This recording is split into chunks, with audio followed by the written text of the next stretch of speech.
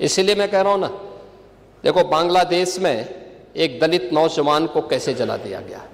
आप लोग गाजा पट्टी में होने वाले किसी भी उस पर आंसू बहाते हैं, लेकिन आपकी जवान से एक शब्द नहीं निकल रहा है, क्योंकि एक दलित नौजवान मारा गया बांग्लादेश में, और उस नौजवान के मरने पर आपकी जवानी सिल चुकी है, क्योंकि आप उसको केवल वोट बैंक के रूप में इस्तेमाल करते हैं।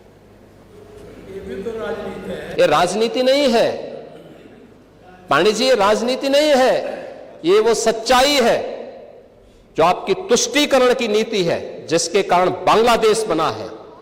अगर बांग्लादेश पाकिस्तान नहीं बना होता, इस तरीके से हिंदू नहीं जलाया होता, और जलाता तो फिर उसकी क्या दुर्गति होती या वह भी जानता। ये सुरक्षा की गारंटी, वहां मारे जा रहे हैं हिंदू, आप लोग नहीं बोलेंगे।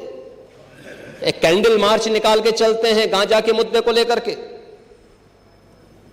लेकिन पाकिस्तान और बांग्लादेश में हिंदू मारा जाता है तो आपके मुंह बंद हो जाते हैं, क्योंकि मरने वाला हिंदू है, दलित है, आप बोलेंगे नहीं। और यही सच्चाई है। निंदा प्रस्ताव पारित होना चाहिए, और यह प्रस्ताव नेता विरोधी दल की तरफ से आना चाहिए। इस घटना की हम भर्त्सना करते हैं और बांग्लादेश सरकार को इस बात की चेतावनी देता हूं, और इसीलिए हम कह रहे हैं नोट करना, ये चीजें होनी चाहिए, और हमारा भी प्रयास होना चाहिए। जब बांग्लादेशी को यहां से निकालेंगे और रोहिंग्या को यहां से बाहर का रास्ता दिखाएंगे तो उनके समर्थन में मत आना, क्योंकि उनमें से बहुत सारे लोगों के वोट आपने बनवाए हैं, उनके बहुत सारे लोगों के लिए आधार भी बनवाने का पाप किया है आप लोगों ने। इसलिए इन चीजों को ध्यान में रखना, और एक एक चीज की स्क्रीनिंग होगी, बहुत प्रभावी कार्रवाई करेंगे। हमारे ही देश में रह करके हमारे लोगों के खिलाफ अपराध, और वहां पे निर्दोष हिंदुओं पर अत्याचार करोगे, निर्दोष सिखों पे अत्याचार करोगे, ये स्वीकार्य नहीं हो सकता है। और यही आप करते हैं कि किसानों के बारे में भी आपका आचरण यही है। कल देखिए शाही जी ने चौधरी चरण सिंह सीड पार्क का भी जमीन आवंटन का काम प्रारंभ कर दिया। अच्छा, किसान को अच्छा बीज मिले, अच्छी तकनीक मिले, कम लागत में ज्यादा उत्पादन। आपके समय में क्या होता था? लागत ज्यादा थी, उत्पादन कम था, बाजार नहीं था, किसान तबाह था, परेशान था, बिचौलियों के द्वारा लाभ ले लिया जाता था। आज किसान सुरक्षित है, किसान को योजनाओं का लाभ मिल रहा है।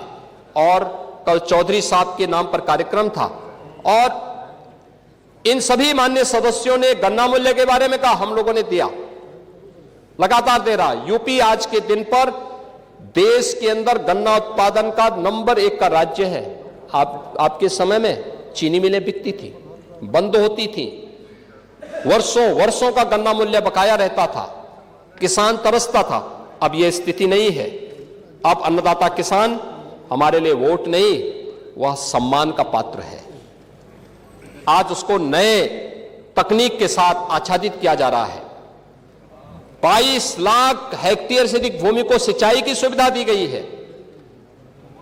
आप स्वीकार करें ना करें, लेकिन उस सच्चाई को जमीन पर देखेंगे तो ये चीजें आपको देखने को मिलेगी। और परिणाम क्या है?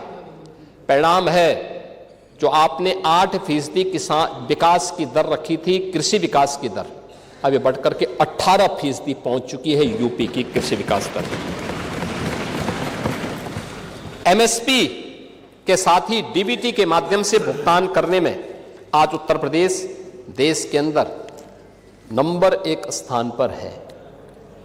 आज यूपी उसका परिणाम है कि देश के अंदर कृषि योग्य भूमि का केवल 11% हिस्सा रखता है, लेकिन उत्पादन, अच्छा बीज, समय पे बीज, अच्छी तकनीक और बहुत सारी जगह 3-3 फसल अब किसान ले रहा। परिणाम है 21% देश का कुल खाद्यान्न अकेले यूपी आज पैदा कर रहा है, यूपी का अन्नदाता किसान पैदा कर रहा है। और प्रधानमंत्री जी ने प्रधानमंत्री किसान सम्मान निधि का लाभ भी यूपी के किसानों को दिया है और अब तक 94,668 करोड़ 58 लाख रुपए सीधे डीबीटी के माध्यम से एक अन्नदाता किसान के खाते में पहुंचा है। इसमें तो किसी को संदेह नहीं होगा, इसमें भी चेहरा नहीं देखा गया। किसान किसान है, आपके लिए वो भेदभाव का शिकार हो सकता है, हमारे लिए नहीं। हमारे लिए किसान किसान है। और गन्ना उत्पादन के बारे में जो कह रहा था, 55% गन्ना का उत्पादन देश के अंदर यूपी कर रहा है। यूपी के अंदर इथेनॉल उत्पादन में जो केवल 41 करोड़ लीटर था, आज 182 करोड़ लीटर इथेनॉल का उत्पादन अकेले यूपी कर रहा है, यूपी के अन्नदाता किसानों के माध्यम से हो रहा है। आज हमारे पास एक्सप्रेसवे, लॉजिस्टिक पार्क, किसानों की उपज को राष्ट्रीय और अंतर्राष्ट्रीय बाजार तक पहुंचाने के लिए एक बेहतरीन कनेक्टिविटी भी हमारे पास है। एग्रीकल्चर वैल्यू चेन के लिए स्टोरेज है, प्रोसेसिंग सेंटर है, कोल्ड चेन इंफ्रास्ट्रक्चर है और बड़े पैमाने पर आज यूपी के अंदर इस फील्ड में इन्वेस्टमेंट भी हो रहा है। हमने यहां पर हर खेत को पानी देने के जिस लक्ष्य को आगे बढ़ाया है, नहरों के माध्यम से, तो देश के अंदर 86% सिंचित भूमि अकेले यूपी के पास है। यूपी सर्वाधिक सिंचित भूमि रखता है देश के अंदर। नहरों का, पाइपलाइन का, माइक्रो इरिगेशन का और तमाम बड़ी परियोजनाओं के साथ ही पीएम कुसुम योजना के माध्यम से भी 94,000 अन्नदाता किसानों को सोलर पैनल उपलब्ध करवाए गए हैं। और मैंने पहले कहा, किसानों को फ्री में बिजली, 16 लाख किसानों के ट्यूबवेल के बिल माफ करके सरकार उसके लिए पैसा उपलब्ध करवाती है। किसान आज उन्नत बीजों, प्राकृतिक खेती, ड्रोन, जलवायु और के अनुकूल आधुनिक तकनीक, इन सभी के माध्यम से आज खुशहाली से उत्तर प्रदेश के कृषि विकास दर को बढ़ाने की दिशा में तेजी के साथ आगे बढ़ चुका है और यह एक बड़ी दिशा में अच्छा कार्य हमारे अन्नदाता किसानों के द्वारा किया जा रहा है। महोदय, अन्य क्षेत्रों में भी उत्तर प्रदेश ने काफी बड़ा काम किया है। यानी गाय का दूध पीते हैं ये लोग भी, लेकिन गाय को दूध पीने के बाद छोड़ देते हैं। अब आपके वैसे भी आदत खराब है, कोई बूढ़ा हो जाता है उसको छोड़ देते हैं, निकाल देते हैं। लेकिन हमारी सरकार ने तो हर एक का हम ध्यान रखते हैं। 16 लाख से अधिक गोवंश के लिए गो संरक्षण स्थल बना करके सरकार कार्य कर रही है और 1500 रुपये एक गाय का अन्नदाता किसान अगर पालता है अपने घर में तो उसका वेरिफिकेशन करने के बाद भुगतान सरकार कर रही है। परिणाम है, दुग्ध उत्पादन में अग्रणी राज्य है। स्मार्ट खेती, मिलेट्स यानी श्री अन्न की खेती के विस्तार में भी उत्तर प्रदेश ने देश के अंदर अग्रणी स्थान बनाया है। और संजय निषाद हैं, इन्होंने पांडे जी को कभी बुलाओ अपने यहां मछली खाने के लिए। मत्स्य उत्पादन में भी उन्होंने दुगनी हैं। पांडे जी मछली खाएंगे? रहे हैं ना? नहीं, मैं छीन के नहीं। आपके यहां आते कि नहीं आते हैं?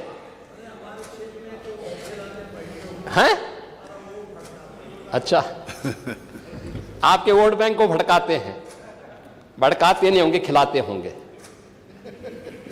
खिलाइए लेकिन पिलाइए मत।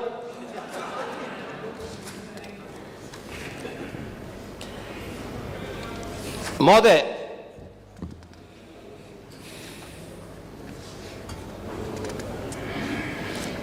ऊर्जा के बारे में आज नेता विरोधी दल ने इसके बारे में चर्चा नहीं की और संभवतः वह, खैर अच्छा है, उनको बिजली मिल रही है उनको इससे, क्योंकि गांव में बिजली पहले मिलती नहीं। अच्छा, आप